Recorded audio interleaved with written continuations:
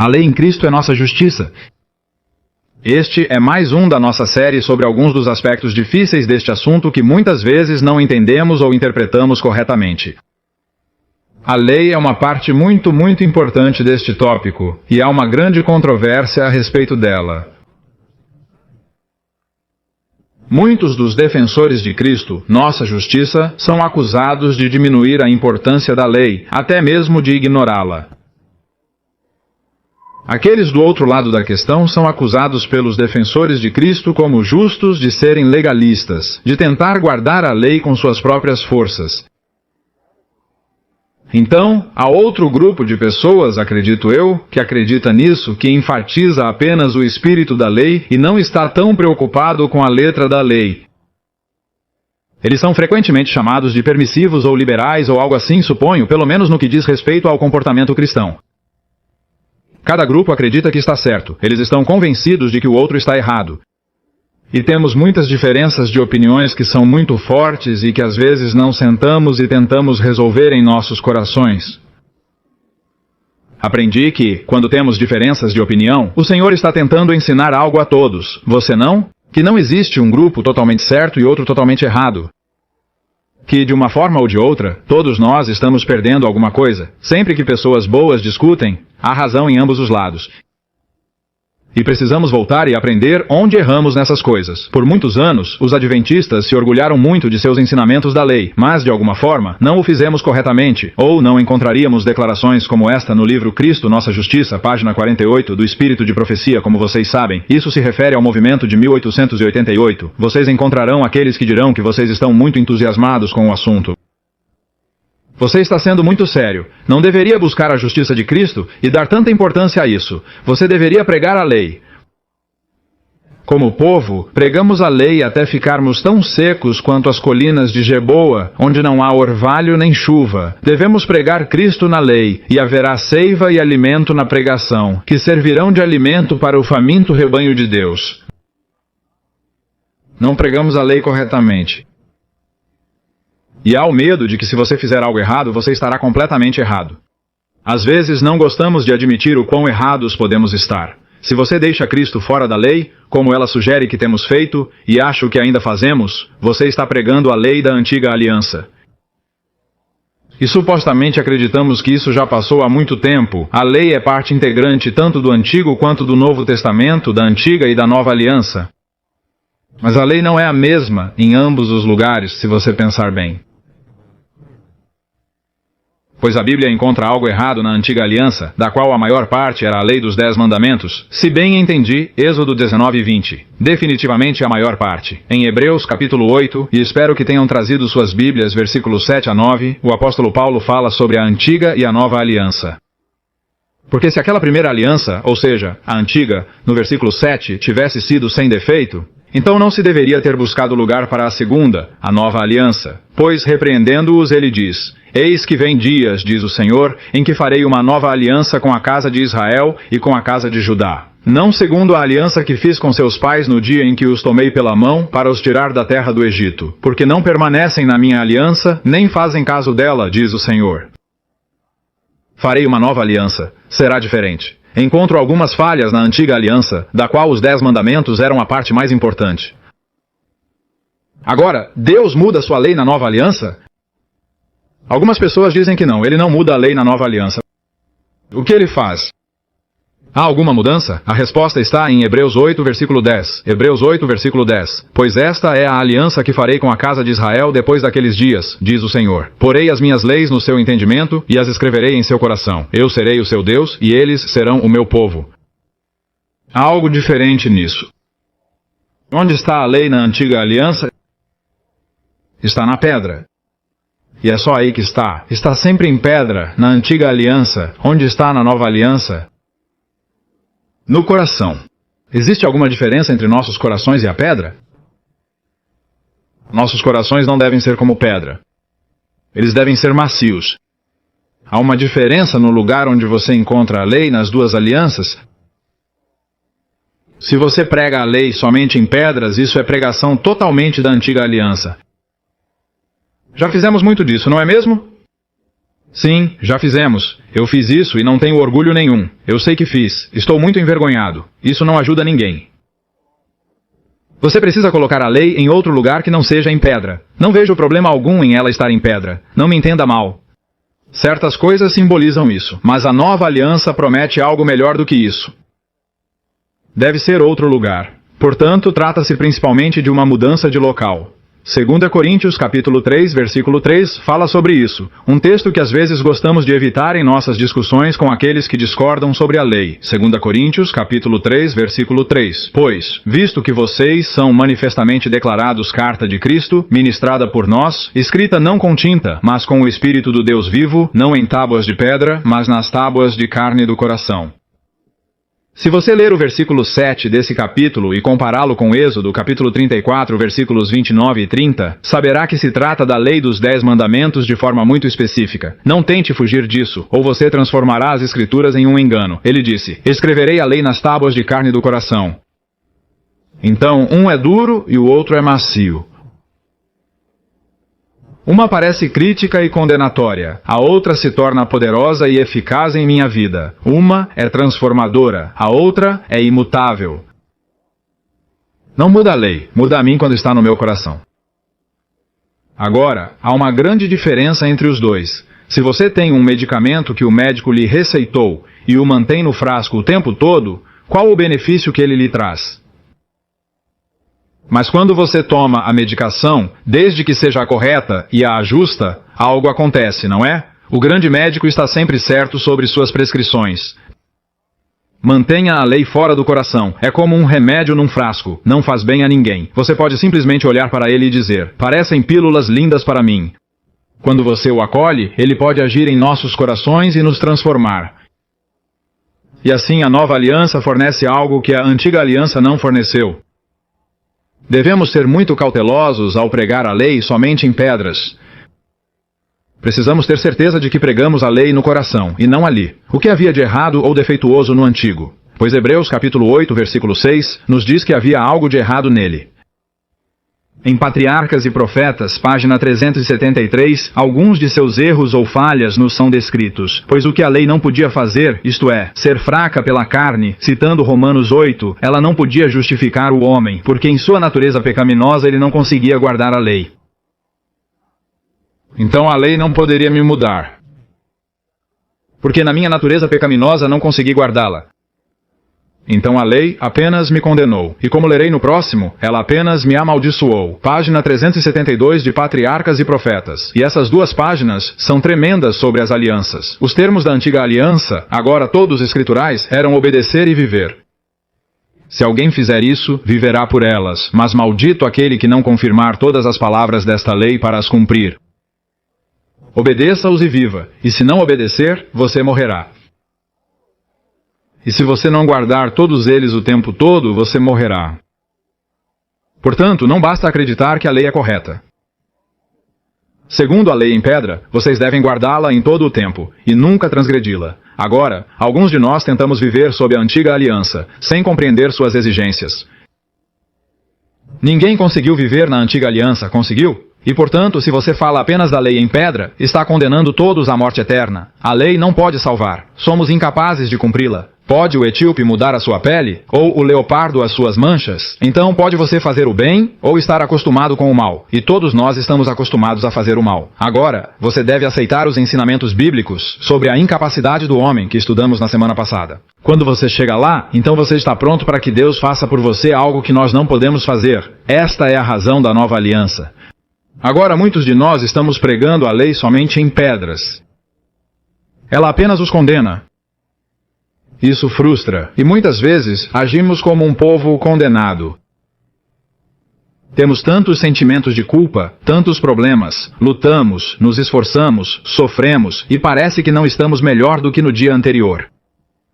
E tudo o que estamos anunciando é que isso é viver segundo a antiga aliança. A lei ainda está apenas na pedra, não no meu coração. Isso precisa ser mudado.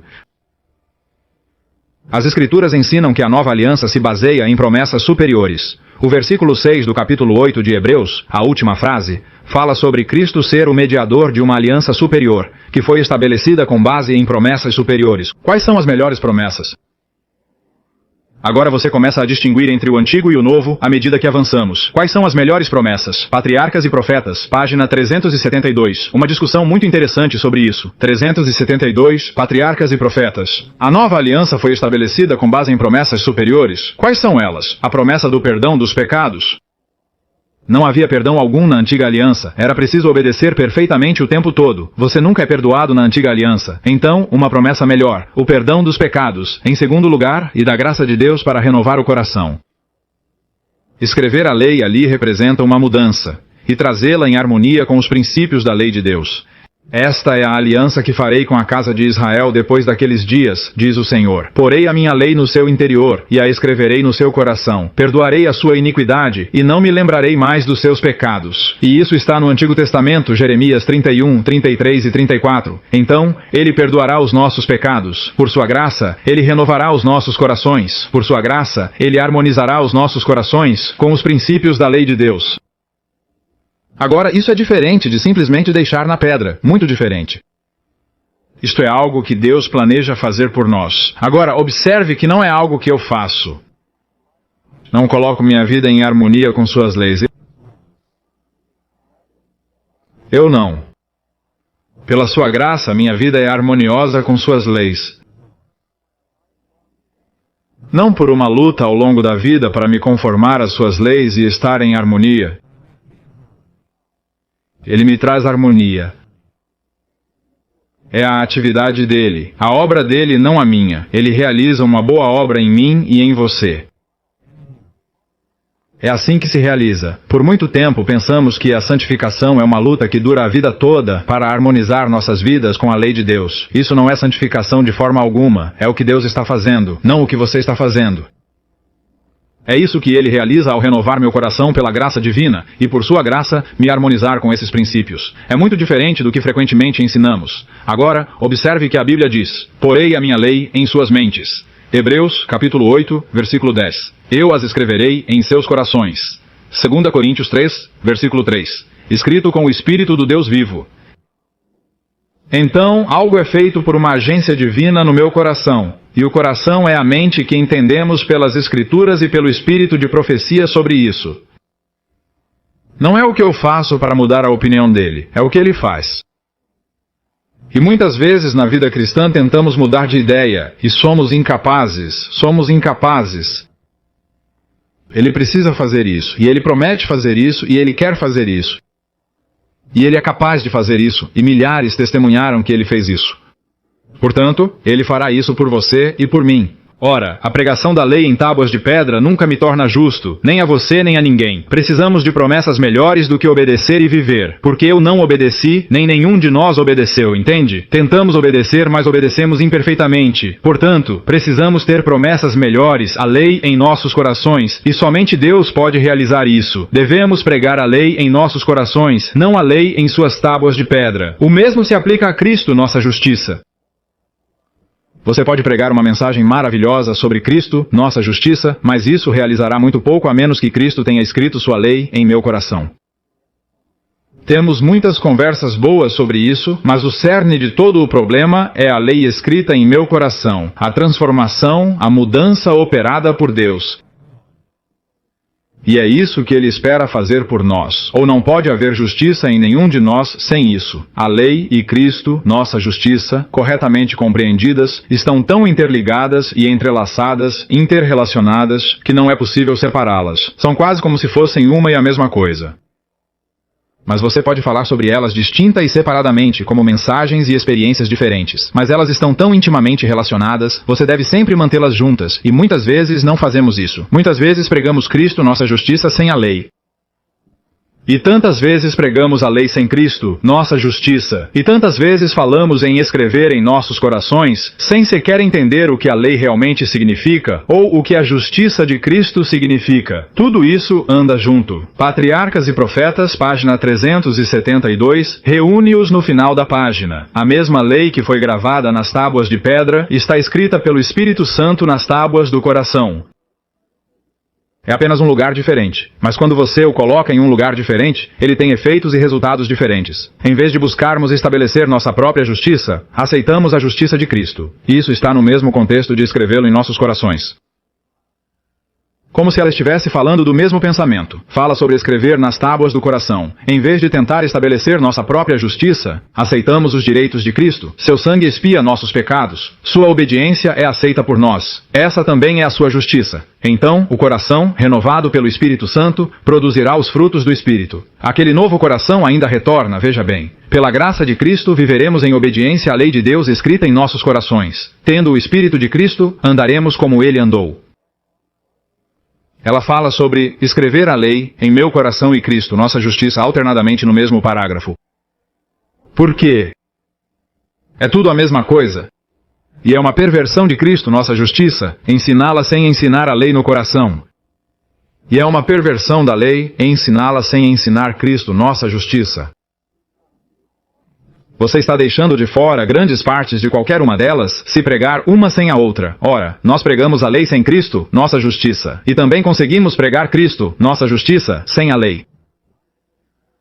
Mas não é assim que a Bíblia a apresenta. Nem o espírito de profecia. É uma invenção nossa, e não a maneira como Deus nos ensinou. Precisamos juntar as duas coisas. O desejado de todas as nações 762, em poucas palavras, junta as peças da mesma maneira. A lei exige retidão, uma vida justa, um caráter perfeito. E este homem não tem para dar. Ele não pode atender às exigências da santa lei de Deus. Mas Cristo, vindo à terra como homem, viveu uma vida santa e desenvolveu um caráter perfeito. Ele oferece estes como um presente gratuito a todos que os recebem.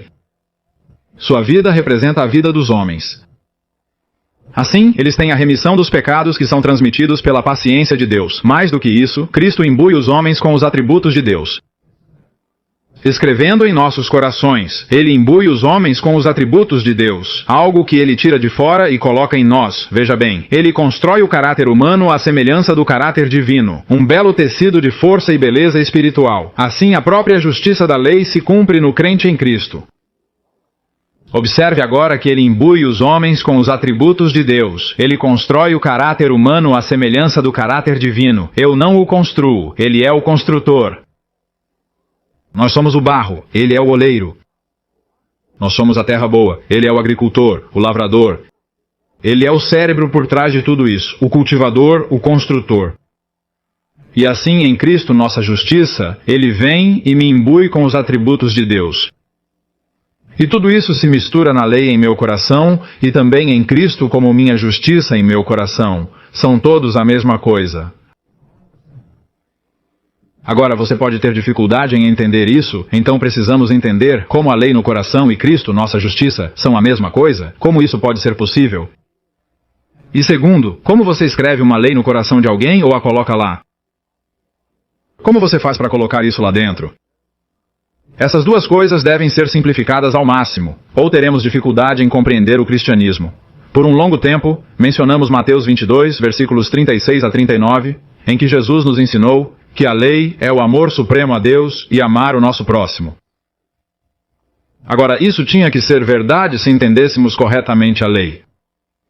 Por quê? Porque a Bíblia ensina em 1 João 4,16 que Deus é amor. E já que a lei é uma transcrição do caráter de Deus e Deus é amor, a lei tem que ser amor. E diz nas parábolas de Jesus 305 e 315 que a lei é uma transcrição do caráter de Deus. Então, quando eu vou me sentar e escrever o caráter de Deus na pedra ou no seu coração, e o caráter dele é amor, eu tenho que escrever amor, certo? Tem que ser assim, senão estarei interpretando Deus de forma errada. Não tenho certeza se a nossa pregação da lei sempre representou Deus com precisão. E você? Não tenho certeza se sempre foi assim. Parece-me que podemos tornar a lei muito condenatória e extremamente crítica. E eu me pergunto que tipo de Deus eles veem quando termino de pregar assim. Então apresentei corretamente a lei, que é uma transcrição do seu caráter? O Deus que disse que enviou seu Filho não para condenar o mundo, mas para que o mundo pudesse ser salvo por meio dele? Aquele que enviou o Espírito Santo e o chamou de Consolador? E nós fazemos dele o irritante? Veja, Deus é amor. A lei é amor porque é uma transcrição do seu caráter. Agora, o problema se torna simples. Para que a lei esteja escrita ali em meu coração, o amor de Deus deve estar escrito ali. Você pode colocar amor em seu coração, não pode? Outras pessoas podem seduzi-lo e cortejá-lo até que você as ame. E o amor é uma atividade do coração que é possível e da qual somos capazes. E assim Deus pode nos cortejar para que possamos amá-lo. E quando o seu amor está presente, a sua lei está presente. Porque a lei é amor, porque Deus é amor. Monte das Bênçãos, página 18. Você se lembra bem, não é mesmo, de outros sermões. Justiça é santidade, semelhança com Deus. E Deus é amor, e ele apresenta todo o texto ali. É conformidade com a lei de Deus, pois todos os teus mandamentos são justiça. E o amor é o cumprimento da lei. Justiça é amor. E o amor é a luz e a vida de Deus. A justiça de Deus está encarnada em Cristo. Recebemos a justiça ao recebê-lo. E a justiça é a obediência à lei. A obediência à lei é amor. Portanto, agora, seja a lei escrita em meu coração, seja a sua justiça imputada e transmitida a mim, posta em minha vida. Ou seja, o seu amor é tudo a mesma coisa. Porque a lei é amor, Deus é amor. A justiça é a obediência à lei, e a obediência à lei é amor. A coisa toda é amor. E o Senhor ensinou isso muito especificamente. Então, quando eu o recebo, porque a justiça está nele, a lei está nele, e o amor está nele. Quando o recebo, recebo a justiça, recebo a lei, e recebo o amor de Deus por mim e por você. Então tudo está aceito. A lei está escrita em meu coração. Quando amo a Deus de todo o meu coração, quando estendo a mão e abraço Jesus, e fazê-lo o rei da minha vida, meu amante, até que todas as minhas afeições, todo o meu mundo gire em torno dele, então seu amor está lá. Agora, um problema é bem simples. Como você se apaixona por Jesus?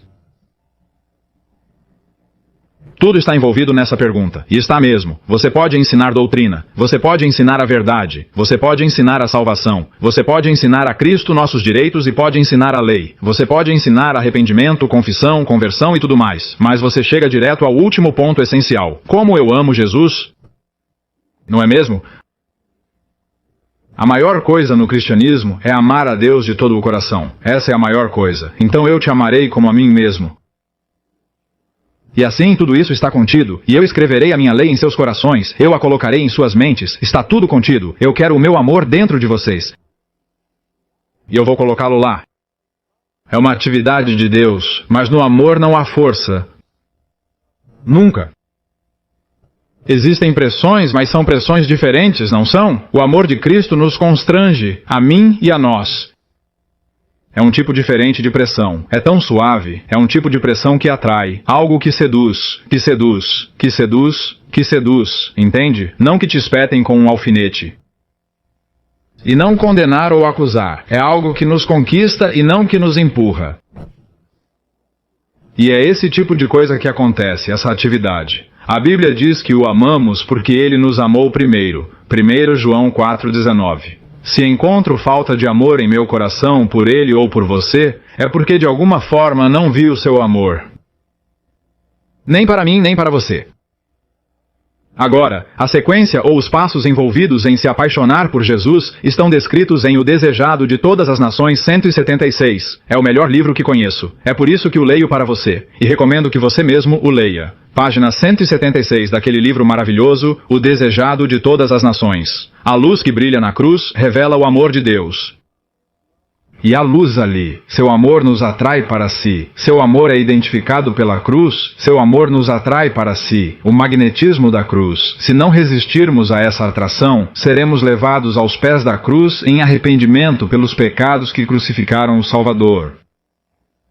Só há uma maneira de evitar chegar lá: pisar nos calcanhares, segurar firme assim, pisar no freio e dizer, eu não vou. Quando você resiste por tempo suficiente, mal sente que está pisando no freio. Você vive assim por tanto tempo que é automático. É automático.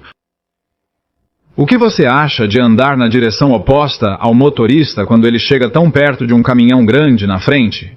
Ou de outro carro? Ou quando eles fazem as curvas muito rápido? O que você está fazendo? Por que você se endireita assim com os pés bem firmes no chão? Algumas pessoas vivem assim incessantemente. A cruz os atrai, mas eles sempre freiam.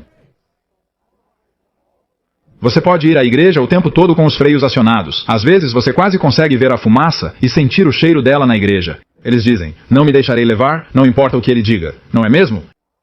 E não é o que eu digo ou qualquer outra pessoa diz. É o que o Senhor faz. Não é mesmo? Não estamos brigando com seres humanos. Como o Senhor disse a Saul, é difícil para você recalcitrar contra os aguilhões. Ele perguntou, quem é você? O Senhor Jesus, ele disse, você não está brigando com mais ninguém, você está brigando comigo. E enquanto você está com os tijolos, você está brigando com o amor de Cristo que nos constrange. E nós sentamos lá e tentamos dormir para não ouvir. Olhamos para os relógios porque não queremos ouvir. Olhamos para o inário e não conseguimos ler. Olhamos para ele tentando não ouvir. Fazemos todo tipo de coisa tentando não ouvir. E nos tornamos muito bem estabelecidos no hábito de fazer pausas para fumar. E isso causa um certo medo interior, sabe? Você precisa ter medo de Jesus? Você deveria ter medo de mim. Sou um pecador como todos os outros, sabe? Posso fazer algumas coisas erradas, mas você não precisa ter medo dele. E então o problema todo é, quem está cortejando, sabe? Quem está realmente falando? Quem está te seduzindo? Então, ele está nos atraindo pelo amor da cruz, entende? Se não resistirmos, ele nos levará aos pés da cruz em arrependimento. Então, o Espírito de Deus, pela fé, produz uma nova vida na alma. O Espírito de Deus faz isso, uma nova vida na alma. Então, os pensamentos e desejos são trazidos à obediência à vontade de Cristo. O coração e a mente são criados de novo, à imagem daquele que opera em nós para sujeitar todas as coisas a si mesmo. Ele é o subjugador. Percebeu isso? Então a lei de Deus é escrita na mente e no coração. Podemos dizer com Cristo, deleito-me em fazer a tua vontade. Oh, meu Deus. Salmo 40, versículo 8. A leitura bíblica de hoje. Volte e releia as Escrituras hoje, por favor. Os salmos são magníficos. O que ele diz ali sobre a nova vida é simplesmente inacreditável. Inacreditável. E nós antecipamos tão pouco e Deus nos oferece tanto. Há algo muito alegre e muito agradável na lei do meu coração. Algo emocionante, algo bom, algo tranquilo. Eu me deleito em fazê-lo. Na nossa gíria diríamos que é divertido, não é? É divertido. Mas é um tipo diferente de prazer, um tipo diferente de alegria. Algo que todos nós desejamos ter e não conseguimos encontrar apenas nos divertindo. Isso faz algo por nós, pois traz aquela paz maravilhosa que todos nós precisamos. Agora preciso me apaixonar por Jesus. É aqui que tudo se resume. É isso que ele está tentando fazer por nós. Esta citação aqui em O Desejado de Todas as Nações, 176, está relacionada à experiência que Nicodemos teve com Jesus. E lá ele lhe falou sobre a nova vida. Nicodemos, um homem espiritual muito erudito, disse, como podem ser essas coisas? Em João 3, versículo 9. Eu não as entendo.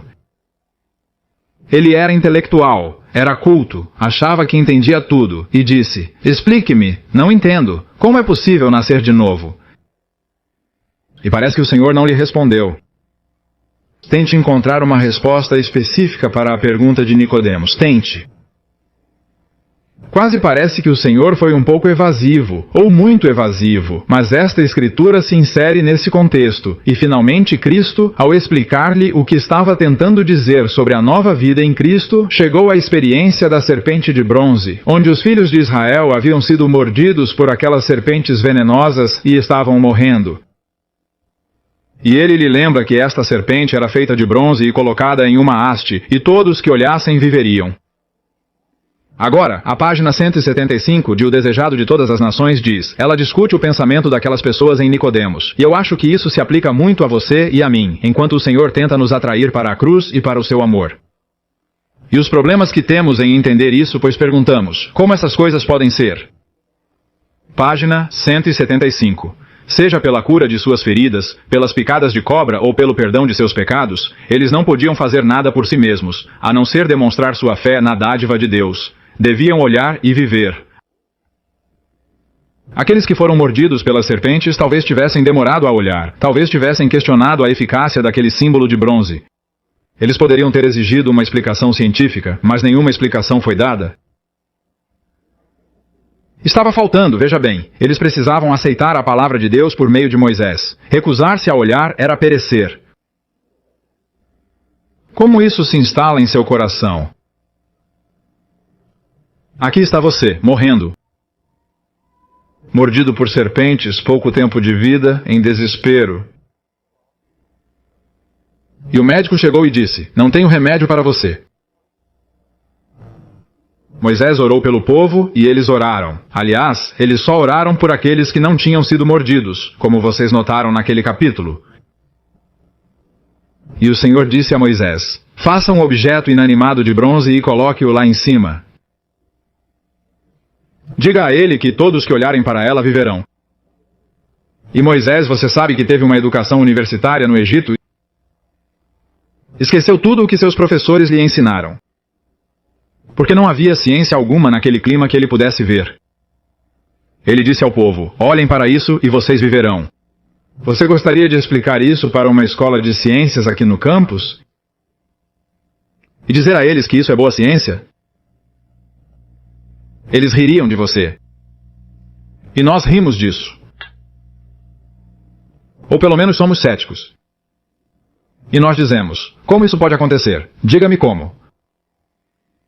O Senhor disse: não importa como, mas o que? É olhar. Se você não olhar, você morre. Se olhar, você vive. Você diz: mas eu não gosto disso. Ele disse: eu sei, é preciso fé. Você não gosta de fé. Ande pela fé, não pela vista. Você diz que isso é como cair da ponta de uma prancha. Como cair de um arranha-céu. Como se agora estivéssemos caminhando sobre as águas, mas caminhando sobre o céu, sobre o ar, não há nada lá para nos segurar. Ele disse: eu apenas vos digo, olhai e vivei. Um pouco mais é descrito na mesma página. Há milhares hoje que precisam aprender a mesma verdade que foi ensinada a Nicodemos pela serpente erguida. Eles dependem de sua obediência à lei de Deus para serem recomendados ao seu favor. Quando lhes é pedido que olhem para Jesus e creiam que ele os salva unicamente pela sua graça, eles exclamam: como podem ser essas coisas? Não entendo. E esse é o nosso grande problema hoje. Somos tão científicos, somos tão bem educados, somos tão lógicos. Descobrimos cada pequeno detalhe para provar que estávamos certos milhares de vezes. Como você pode provar isso? Somente por testemunhos. Só por testemunhas, não é mesmo? Não tem outro jeito. Elas são as únicas evidências que temos, pois aqueles que tentaram estão vivos e não mortos. Há novas criaturas em Cristo e aqueles que não tentaram estão morrendo. Temos a palavra de Deus e temos a evidência daqueles que a experimentaram. E isso nos deixa desconfortáveis, não é? Dizemos: prove-me. E eles dizem: dê uma olhada. Dê uma olhada. E estamos insatisfeitos. Fala sobre Nicodemos e o que ele aprendeu com isso na mesma página. Não por meio de controvérsias e discussões. Não como. Como? A alma está iluminada? Precisamos olhar e viver.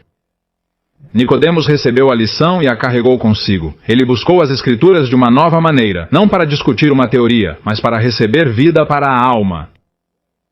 Ele começou a ver o reino dos céus à medida que se submetia à liderança do Espírito Santo. Há algumas coisas que nunca entenderemos bem. Mas se a pessoa certa está me guiando, e eu sei que ele me ama e eu sigo, ele me guiará corretamente, mesmo que eu não entenda o porquê. E meu Deus me deu milhares e milhares de razões para provar que Ele é um Deus de amor. Que Ele não engana e não abusa do privilégio. Que Ele não vai machucar nem causar dano. Que Ele sempre faz o melhor para mim. E Ele me fez uma pergunta: você pode confiar em mim? Não, você me entende? Não porque eu explico como, mas você pode confiar em mim? Então eu te digo uma coisa: olhe, e você viverá. Se você nunca esteve numa situação em que teve que confiar a vida inteira a outra pessoa a sua inteligência e confiabilidade, provavelmente não entende, e você tem muito medo. Depois de passar por essa situação algumas vezes, comece a descobrir que há muitas coisas na vida às quais você precisa confiar tudo a uma pessoa. Tudo. Existe alguém tão confiável quanto Jesus? Mas quantas vezes desconfiamos dele e confiamos em nós mesmos? E dizemos: não entendo como não posso confiar em você. A Bíblia fala que o pecado é cegueira e escuridão. E é mesmo, não é? Não uma incapacidade de entender como, mas uma incapacidade de acreditar. Uma relutância em olhar, sem ter todas as respostas, até que não haja mais fé. E a Bíblia diz que andamos pela fé, não pela vista. Creia que sou um Deus de amor. Creia que quero te abençoar. Creia que posso fazer isso por você. E olhe porque eu ordeno. E você viverá. Que época terrível vivemos neste século. Acreditar parece tão impossível. O problema é em descrer. E esse olhar e agir de acordo com isso é descrito em uma experiência em caminho a Cristo. A história de um homem que ficou aleijado por 38 anos no tanque de Betesda. E ali naquele livro maravilhoso, e eu recomendo que você o leia repetidamente até se saturar dele. Acho que deveríamos dominar Caminho a Cristo. Não decorar, dominar. Há uma diferença. Dominamos livros de matemática, dominamos livros de medicina, dominamos todos os tipos de livros. Por que não podemos dominar este livro? E especialmente os livros da Bíblia. Caminho a Cristo, página 50. O pobre sofredor estava desamparado. Ele ficou 38 anos sem usar os membros, totalmente incapaz, veja bem. Mesmo assim, Jesus lhe ordenou: levanta-te, pega na tua cama e anda. Parece loucura. Ele não pode andar, mas Jesus diz: ande. Levanta-te, pega na tua cama e anda, é a sua ordem. O doente poderia ter dito: Senhor, se me curares, obedecerei a tua palavra. Levanta-me, cura-me primeiro. Deixa-me experimentar as minhas pernas e ver como funcionam. Não, disse Jesus, levanta-te e anda. Ele não discutiu isso com ele de forma alguma. Mas não, ele creu na palavra de Cristo. Creu que estava curado. Repare na palavra crer. Ele creu que estava curado e fez o esforço imediatamente. Ele quis andar e andou. Ele agiu de acordo com a palavra de Cristo. E Deus lhe deu poder. Ele foi curado. Agora você tem que observar a sequência. O comando, a crença, e agindo de acordo com a crença e o comando. Nós sempre dizemos: eu agirei primeiro. Eu farei o bem, então ele me amará e me aceitará. Então poderei segui-lo. Veja, então posso acreditar que ele me ama. Jesus não colocou dessa maneira. Ele nos ordena primeiro que nos levantemos, que andemos. Cremos nele porque ele é tão bom, tão confiável, e então agimos de acordo com a ordem. E isso é obediência de justiça. Vem nessa ordem. Nunca inverta a ordem. Segue com o parágrafo da página 51 sobre você, eu e o novo coração. Diz: da mesma forma, você é um pecador, assim como aquela pessoa indefesa. Você não pode expiar seus pecados passados. Você não pode mudar seu coração e se tornar santo. Não podemos fazer isso. Mas Deus promete fazer tudo isso por você por meio de Cristo. Ele promete. Você crê nessa promessa. Você confessa seus pecados e se entrega a Deus. Você o servirá. Tão certo quanto você fizer isso, Deus cumprirá a sua palavra para você. Se você crê na promessa, se você for perdoado e purificado, Deus supre o fato. Você é curado, assim como Cristo deu ao paralítico o poder de andar quando o homem creu que estava curado. É assim se você crê. E então, um pequeno parágrafo. Não espere sentir que você está curado, mas diga: eu creio nisso. É assim, não porque eu sinto, mas porque Deus prometeu. A confiabilidade de Jesus, a centralidade de Cristo, meu Salvador, e Cristo, minha justiça. Jesus é tudo para mim, tudo. Quando você olha para ele com fé, você vive. Amigos, nossos problemas estão todos em uma linguagem muito simples. A relutância em olhar com fé e perceber que esse olhar me completa. Que tudo se realiza olhando para Jesus, o autor e consumador, e tudo o mais da minha fé. Tudo. Que Ele é justiça, Ele é amor, Ele é lei, Ele é obediência, Ele é salvação. Todas essas coisas. Colocamos muitas coisas em seu lugar ou no caminho. Se você permitir que a beleza de Cristo o atraia, o magnetismo, se eu for levantado, atrairei todos os homens a mim, João 12, 32. Há magnetismo o tempo todo na cruz. Se você não resistir, se você não frear, se você se permitir submeter-se e ser atraído por ele, ele o levará direto ao pé da cruz. E lá seu coração se derreterá, e haverá uma experiência humilhante, mas miserável longe dele. E a humildade dura pouco tempo. Ele não quer apenas nos envergonhar, Ele quer nos salvar, Ele quer nos amar, Ele quer que o amemos. É um coração quebrantado pelo amor, não pelo ridículo, pela condenação ou pela crítica. E quando Ele parte meu coração ali, quando reconheço o que tenho feito a Ele, então, pelo seu Espírito, Ele escreve sua lei em meu coração. Porque meus pecados foram perdoados na cruz, Ele me imputa a sua justiça, e podemos viver juntos porque os pecados não nos separam mais. E caminhamos juntos, meu Senhor e eu. E me deleito em fazer a sua vontade. Sim, a tua lei está no meu coração. É uma experiência emocionante, alegre e estática. É mesmo. Seja como uma fonte de água borbulhando para nos dar a vida eterna. Estamos simplesmente radiantes, não há nada igual. E hoje eu quero te implorar para olhar em seu coração para esta experiência. Se não está lá, Ele não parou de magnetizar as pessoas. Ele não parou de atrair. A cruz ainda atrai e cativa, não é? Ele ainda, se for exaltado, atrai todos a si. Todo homem, toda mulher, toda criança. Ele ainda faz isso. Se você encontrar em seu coração um vazio, uma dureza como a lei na pedra, e não uma ternura, não um amor pelas almas e um amor supremo por Deus, deixe a cruz atrair você. Tire os freios. Ele o atrairá cada vez mais rápido à medida que você se aproxima da cruz. E então fique ali, apenas fique ali, não fuja tão rápido. E deixe seu coração se deleitar em seu amor e sacrifício e na manifestação disso. E perceba que é individual, é pessoal, é para você. Ele morreu com apenas uma alma. Só uma. E é por mim que ele fez tudo isso. E deixe seu coração se alegrar e se encher disso. Até que você não consiga tirar os olhos dele? E como você diz, como isso pode ser?